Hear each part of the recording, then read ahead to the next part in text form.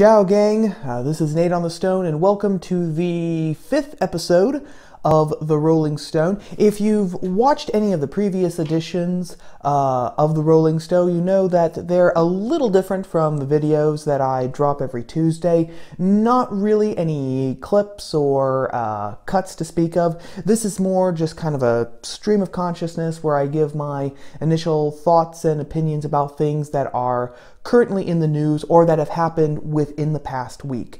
And to get things started this time around, another sobering topic, the terrorist attacks in Sri Lanka that happened on Easter Sunday. A lot of people have been talking about these attacks, analyzing them. I do believe that a lot of people are right when they say that this is further evidence that there is a growing animosity towards Christians and Christianity. And I'm planning on doing a regular Nate on the Stone video, not specifically about Sri Lanka, but about Christophobia, which is a term that really needs to become more widespread to describe what is going on in the world today. But today I wanted to talk about two interrelated things that were reactions to the Sri Lanka attacks. So when the attacks happened on Easter Sunday, I started noticing that people on the left on Twitter, Barack Obama, Hillary Clinton, Julian Castro, several others, they didn't say that these attacks were on Christians. They said that they were against Easter worshipers. Easter worshipers. And the reaction to that came, hot and heavy. People said in response to these tweets, I think, Easter worshipers, I think you misspelled Christians. Or, we're not Easter worshipers. We don't worship Easter. We don't worship the Easter bunny. We're Christians because we worship Christ. Why are you incapable of actually saying Christians and Christianity? Those might have been rhetorical questions. I think that there is a very real reason why people on the left, again, people like Hillary Clinton and Barack Obama, used Easter worshipers instead of Christians. Because again, in other circumstances, they are not shy at all of naming the specific religious group that is being attacked. When the Christchurch attack in New Zealand happened by that, scumbag, when he went in and shot up that mosque, Hillary Clinton and Barack Obama and so many people on the left, Alexandria Ocasio-Cortez and just about everyone, said very clearly, this is an attack on Muslims. This is an attack on Islam. We have to stand together, with our brothers and sisters in the Islamic faith. And you know what? I don't have a problem with that. That definitely was an attack against Muslims. And as far as I know, Muslims who had just gathered peaceably in their mosque to worship according to the dictates of their religion. I don't have a problem with that. The problem comes when you can say this is an attack on Islam, this is an attack on Muslims, but when a terrorist attack happens and the target is Christian churches instead of mosques, then we can't say Christians, Christianity. We have to say Easter worshipers. And the reason for that is because to acknowledge that these attacks were against Christians and Christianity, it would have put a huge hole in their narrative.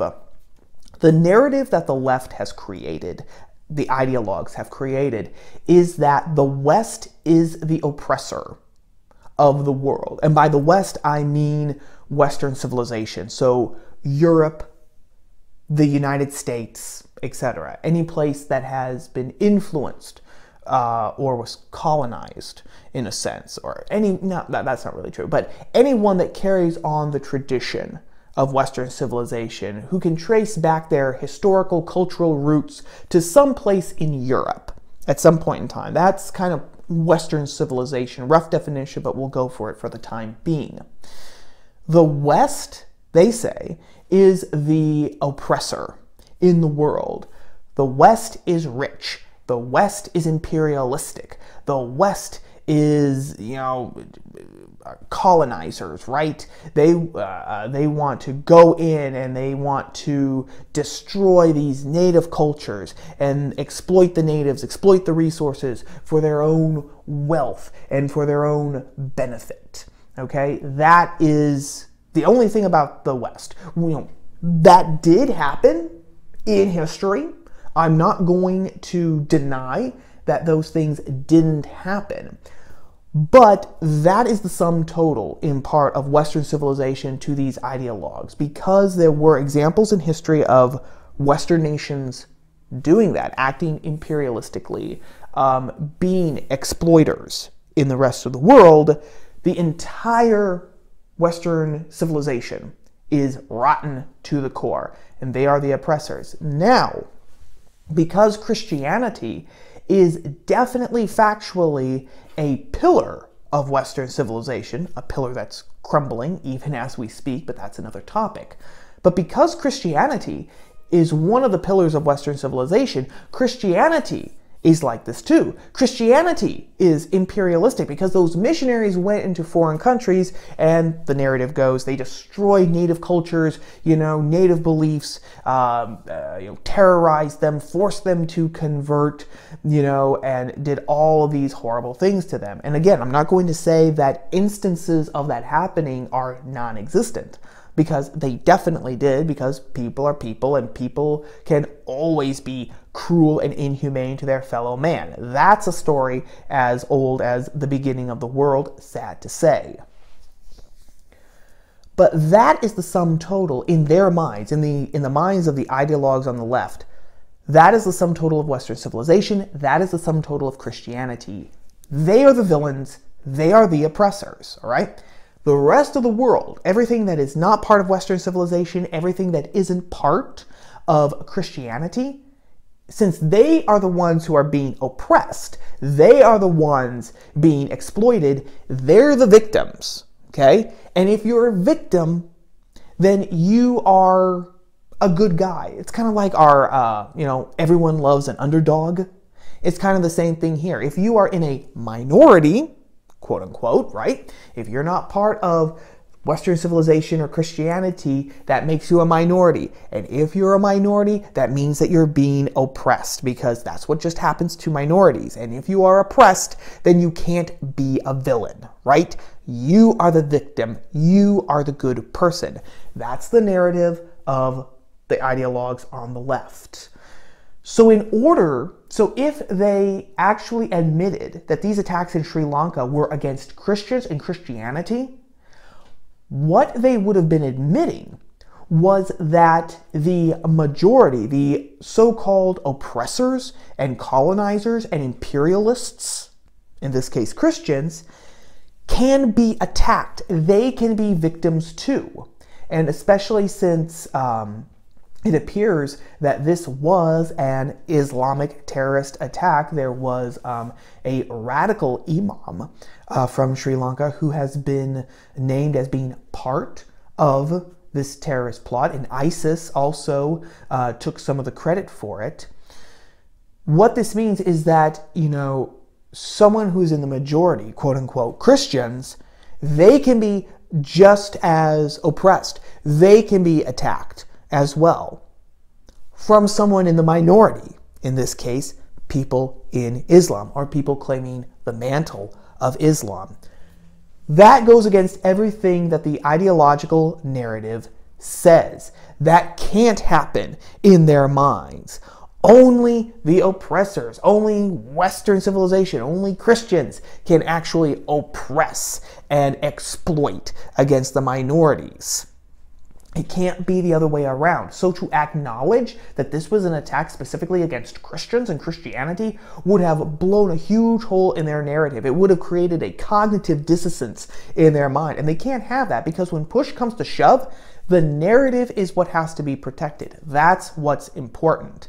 And tying into that, when some people like VP Mike Pence actually came out and said, this is an attack against Christians, this is an attack against Christianity, so many people called him out for that by saying, no, it's not. This is an attack against humanity. You don't have to try to pigeonhole it to just Christians or Christianity, right? Because this was an attack against humanity.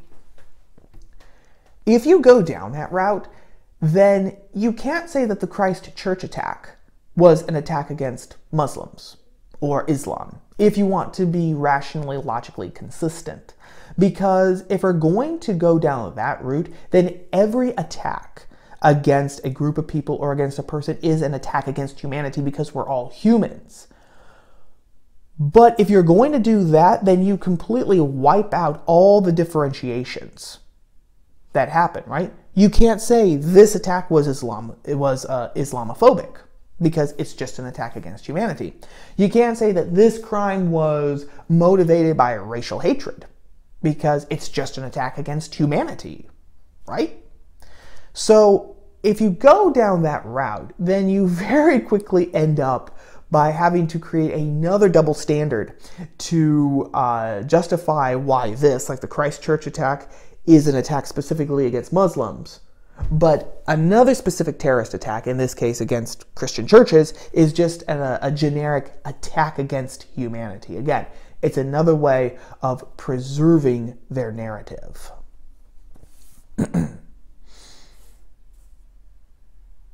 So that's the first story. The second story that I wanted just to touch a little bit on this time around is about the Uber driver who has been fired and is probably going to find himself sued in upstate New York because he refused to take a 20-year-old college student to an abortionist's clinic for her to get an abortion.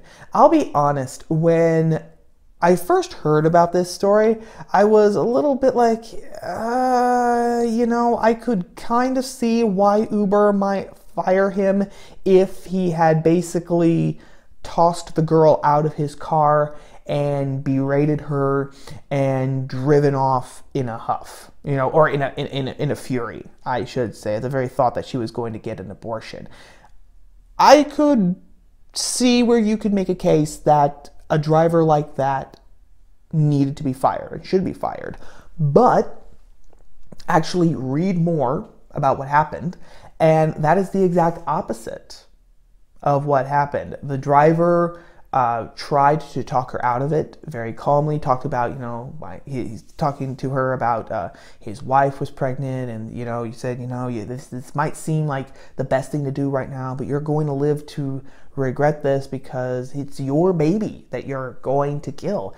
And nothing really was getting to her, and so he did. He pulled over to the side. They're in rural upstate New York, and he says, I cannot consciously, in good conscience, take you to do this. I can't be an accessory to the killing of a child. And he said, I will take you back into town. You can get another ride, but I just can't be a part of this. The girl kind of had a mental breakdown. She started crying, she said. She tried to call her parents. They didn't pick up their phone. She tried to call her boyfriend, and he picked it up. And the only thing that the boyfriend did was tell her to call the clinic to tell the clinic that she was going to be late. Boyfriend of the year right there. Meanwhile, this Uber driver, he stuck around for 15 minutes while she was making her calls. He offered again to take her to the city.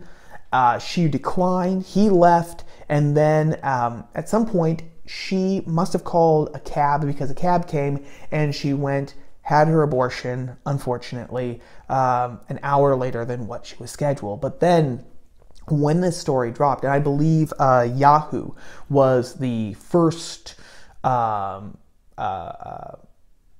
outlet that this story came out, Uber fired the driver, and then the girl is saying that, she was actually asking on Reddit, who she should talk to because she's thinking about taking legal actions against this driver, even though he didn't prevent her from getting her abortion. She still got her abortion. All it did was make her an hour late. She didn't have to reschedule. She didn't have to do anything. All it did was make her an hour late. But for that, this man, this Uber driver, has to be crushed like an ant because he dared to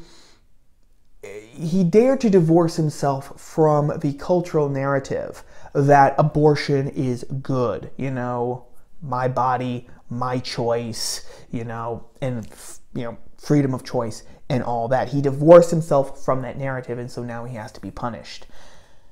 I think that this is an open and shut case. I think that this man is a hero. I think that more people, myself included, have to be more willing to take risks like this, because I have a very hard time believing that this Uber driver didn't know that there were going to be repercussions to this. You cannot live in the society that we live today. You cannot live in the cultural milieu that we live in today and know that you can do something like this and just walk off scot-free. He knew there were going to be repercussions. I don't know if he knew that they were going to be as severe as this, but he knew that there was going to be a reaction to what he did. So I think that he's a hero. One final point about that.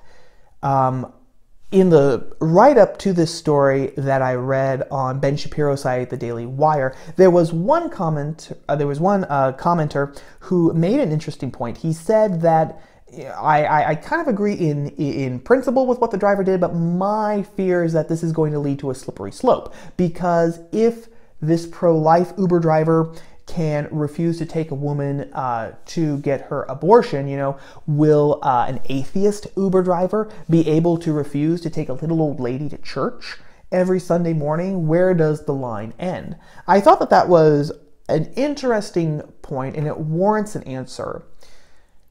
In the first place, if this does lead to his scenario, and I'm not saying that it won't, because we live in crazy, crazy times. And I think that there are people like that, ideologues, rabids, atheists, agnostics, whatever, who will use this as an excuse to, to stop driving certain people that they don't like to things that they don't like. If that happens, I don't think that they needed much of a push anyway. So they're kind of showing their cards and who they are and what they think. And I think that that's a good step forward in and of itself, okay? Let's get rid of the masks. Let's actually be absolutely honest. If you are intolerant and you can't even drive a little old lady to church, which is completely different from actually driving a woman to an abortionist clinic so that she can have her baby killed, completely different scenarios. So if they want to mark themselves, like that, that's fine. Let's be honest. Let's be committed. Let's not hide behind masks. Let's act like we actually believe. But going further from that, I'm of the opinion that anything, legal that can be done to protect life, to try and save life, is a good thing, regardless of the events that happen afterwards because of that. I read somewhere recently, I forget where, but it said that we can never completely 100% know all the results that will come about from our actions. And that's a very profound thought, and that's very true. Whenever we do something, there are always going to be repercussions. There's always going to be a reaction, large or small. And we never know exactly what all those things are going to be. If we tried to figure it out, we would never do anything, and we would become paralyzed to do anything at all. So, if this does happen, there might be brought up another company like Uber, but which makes it a policy to to take people to places. Or what they might do actually is have you have to tell your driver where you're going to go. It's not just, so Uber has it where if you open up the app, you tell the app where you are, where you want to be picked up, and then you choose whichever driver you want. Maybe you have to tell them where you want to be picked up, where you want to go, and then drivers will be able to see not only where they would pick you up, but where your destination is. And then if it conflicts with their beliefs, with their conscience, if they don't want to be a part of that, then they can decline, right? And then if someone doesn't care, if just wants the extra money, then they can come swoop in and take the fare and the passenger too. That might happen. Or in this particular case about little old ladies trying to get to church, maybe we're just going to have to become more neighborly. And if we know that there's, an elderly lady or an invalid who needs to get to church, needs to get to the store, needs to get to, wherever, and for whatever reason, the regular Uber drivers or Lyft drivers or whoever don't want to take her anymore, maybe we're actually going to have to step up and actually be good neighbors and, offer to drive her. Or, offer to drive her some days and then other people can take her other days. That would be a great way of starting communities again, getting us out of kind of the digital world that we inhabit, and getting to know people again, doing things for other people. Again, on a very small and personal scale, which would be, a great thing. So those are my thoughts about that. And then last but not least, kind of sad, kind of funny at the same time. As you know, Avengers Endgame has been released to theaters. I confess I read some spoilers. I'm not going to say what they are. I'm still processing that, I'll admit it. I'm still going to go see it. I might make a video about my reactions to it. I know that I will on my Instagram account. So if you want to know what my thoughts are on Endgame after I see it, make sure to follow me on Instagram. Click the link there on my homepage here on YouTube. But Endgame is really the last chapter for Marvel in more ways than one. Not only is it bringing to a close the accumulation of all these stories of Iron Man and Thor and Captain America and the Hulk and everyone, but in another way, it marks the end of an era too, because Kevin Feige, who is the head of Marvel Studios, said that Marvel is going to become much more social justice aware. Aren't we just so lucky? So for example, he said we are now going to have openly gay superheroes. We are going to have body positive superheroes, which basically means, superheroes who are overweight, but who don't, try to get into shape to defeat the bad guys. No, they're okay just the way they are, and it's other people who have to learn to accept them. I find this fascinating, and I think that it's further proof that ideologues put the ideology above profit. Because if you look at the sales of the actual comic books, the comic book sales have been declining for several years. Not as many people are reading them. Not as many people are buying them. And, there are numerous reasons for that. More people are streaming comics. Not very many people want to spend $5 on one issue of one book every month. That gets very expensive very quickly. But another reason is because, people who might be interested in getting into the comic books after watching the movies are turned off by the comic books themselves, because whereas the movies, the Marvel movies in particular, they took these characters, these characters that are iconic, these characters that do have a history, they do have a past, they do have a mythos. Captain America, the Hulk, Iron Man, Doctor Strange, Scarlet Witch, etc. All of them created by other people. All of them have been in comics for decades now. They took them and they put them in good stories. They got good actors to portray them, and then they told good stories around them. And they said, we're not really making an overt political message. We just want to tell a good story in a movie. Contrast that with what's happened in the comic books, where the stories have taken a back seat to the ideology. So Captain America, Steve Rogers, is now a Nazi. Iron Man was replaced with a teenage black girl named Ironheart. Thor became a woman. I mean, all of these really weird things that didn't have to happen, but which apparently were approved for diversity's sake, because we want to shake things up, etc., etc., etc. Basically, just shock and awe. And I wouldn't doubt an ideological component too. I wouldn't doubt it. So the idea that you're going to do the thing that has helped lead to the decline of comic book sales, you're going to take that and you're going to put it into the movies that have done very well. It shows that, to me, to my mind again, that ideology trumps profit.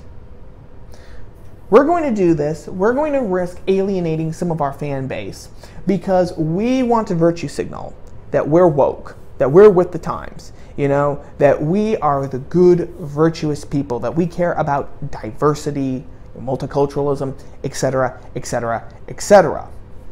You could keep doing the Marvel formula and making money hand over fist, but if we take a hit, that's fine, because the ideology and virtue signaling is more important, and putting that ideology out there is more important than actually turning a profit. And it's sure as heck more important than actually creating a good movie and a good storyline.